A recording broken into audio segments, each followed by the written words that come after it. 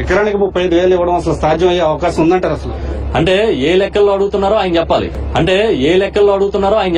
ఎకరానికి ఎంత నష్టపరిహారం ఇవ్వాలంట?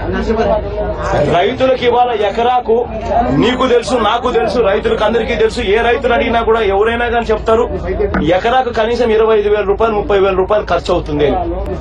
ఎకరాకు కనీసం 25,000 రూపాయలు 30,000 రూపాయలు ఖర్చు అవుతుంది. ఇంత ముందు ప్రభుత్వం ఇన్పుట్ సబ్సిడీ కూడా 5 సంవత్సరాల పాటు ఇవ్వకుండా ఎగ్గొట్టినప్పుడు ఆ రోజు ఏ లెక్కలు అడిగారు, ఈ రోజు ఏ లెక్కలు అడుగుతా ఉన్నారని మేము అడుగుతున్నాం. ఉదాహరణకి వెళ్తే అక్కడ రైతులు మాట్లాడుతూ ఉన్నారు, పెద్దలు మాట్లాడుతూ ఉన్నారు. మొత్తం సంపూర్ణ సర్వనాశనం అయిపోయింది తుఫాను వస్తే.